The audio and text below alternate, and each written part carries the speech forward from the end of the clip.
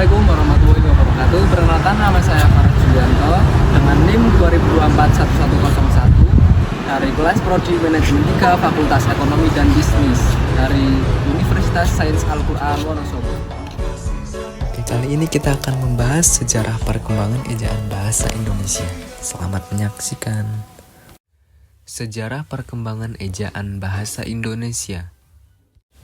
Ejaan adalah aturan penulisan yang mengatur cara menulis kata, kalimat, dan tanda baca dalam suatu bahasa. Tujuannya untuk memastikan keseragaman dan memudahkan pemahaman dalam komunikasi tertulis. Fungsi ejaan. Fungsi khusus ejaan berfungsi untuk memudahkan pembaca memahami informasi tertulis. Selanjutnya fungsi umum. Yang pertama, sebagai pedoman penulisan bahasa Indonesia. Yang kedua, sebagai landasan pembakuan tata bahasa, landasan pembakuan kosakata, dan peristilahan, serta sebagai masuknya unsur-unsur bahasa lain ke dalam bahasa Indonesia. Ejaan Melayu kuno dan pengaruh Arab. Pada masa awal, bahasa Melayu ditulis dengan aksara Palava, aksara Palawa, dan kemudian aksara Arab Melayu atau Jawi. Aksara Jawi ini digunakan untuk menulis bahasa Melayu dengan pengaruh kuat dari bahasa Arab, terutama dalam hal ortografi, karena banyak kosakata Melayu yang berasal dari bahasa Arab. Pada periode ini, belum ada ejaan yang terstandarisasi. Penulisan bahasa Melayu yang digunakan lebih bersifat lokal dan variatif, sesuai dengan daerah dan pengaruh budaya setempat. Ejaan Van Poinsen tahun 1901. Ejaan pertama yang lebih terstandarisasi untuk bahasa Indonesia muncul pada awal abad ke-20, yang dikenal sebagai ejaan Van Poinsen. Ejaan ini diperkenalkan pada tahun 1901 oleh pemerintah Hindia Belanda melalui peraturan yang mengatur penulisan bahasa Melayu yang digunakan di wilayah kolonial. Ejaan Van Poinsen memiliki beberapa ciri khas, di antaranya penggunaan huruf OE untuk menggantikan U, seperti dalam kata soe untuk su. Penggunaan huruf IJ untuk mewakili bunyi I, seperti dalam kata tij untuk tide. Penggunaan huruf CH untuk suara konsonan yang lebih keras, seperti pada kata cot untuk cot. Ejaan Suwandi tahun 1947. Setelah Indonesia merdeka pada tahun 1945, ada kebutuhan untuk menyusun ejaan yang lebih sesuai dengan bahasa Indonesia yang sudah berkembang. Oleh karena itu, pada tahun 1947, pemerintah Indonesia melalui Dewan Bahasa dan Kesusasteraan atau sekarang Badan Pengembangan dan Pembinaan Bahasa mengeluarkan ejaan Suwandi. Ejaan Suwandi menghapus beberapa unsur yang terdapat dalam ejaan Van Ophuijsen dan menyesuaikannya dengan pengucapan bahasa Indonesia yang lebih baku. Penggunaan OE diubah menjadi U. IJ yang digunakan dalam bahasa Belanda diganti menjadi I.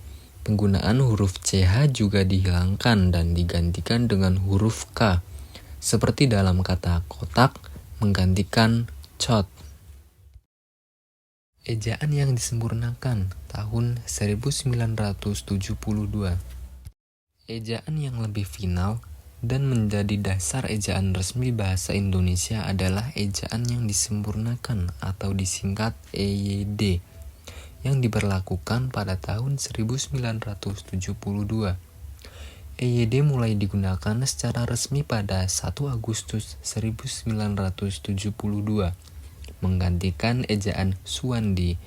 Beberapa perbedaan utama dalam EYD antara lain penggunaan huruf K dalam kata-kata yang sebelumnya menggunakan CH, seperti kerja menggantikan kerja, yang dalam ejaan Suwandi menggunakan CH.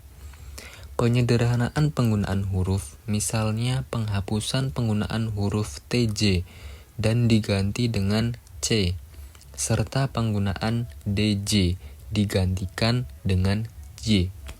Penyelarasan penulisan kata seperti pada kata yang mengandung awalan seperti di dan ke yang ditulis terpisah dari kata dasar, misalnya diambil, kejam, dan sebagainya. Penulisan huruf kapital. Ada aturan yang lebih ketat dalam penggunaan huruf kapital untuk nama orang, tempat, atau lembaga. Perubahan ejaan setelah reformasi tahun 2000. Sejak penerapan EYD pada 1972, beberapa penyesuaian kecil dilakukan untuk menyelaraskan ejaan bahasa Indonesia dengan perkembangan bahasa dan teknologi, serta untuk mengakomodasi variasi dialek yang berkembang. Salah satu revisi signifikan dalam penggunaan ejaan adalah pada penyempurnaan EYD yang dilakukan pada tahun 2000. Meskipun banyak perubahan itu lebih berfokus pada penyempurnaan ketentuan penggunaan tanda baca dan penulisan kata. Beberapa perubahan dalam revisi tahun 2000. Penggunaan tanda baca. Penerapan tanda kutip dan tanda hubung dalam penulisan kalimat menjadi lebih konsisten. Penggunaan kata serap asing. Penggunaan kata-kata serapan dari bahasa asing disesuaikan dengan aturan fonologi bahasa Indonesia.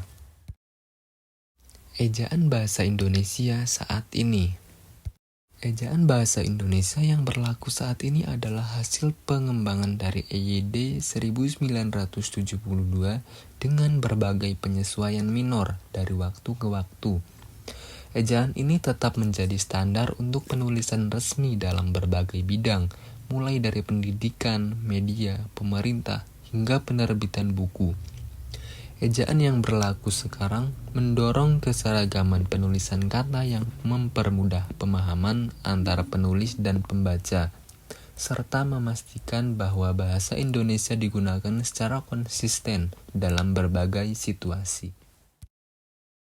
Kesimpulan yang dapat diambil dalam materi kali ini yaitu sejarah perkembangan ejaan bahasa Indonesia menunjukkan adanya perubahan dari sistem yang sangat dipengaruhi oleh bahasa asing, terutama Belanda dan Arab, menuju sistem yang lebih sederhana dan konsisten dengan fonologi bahasa Indonesia.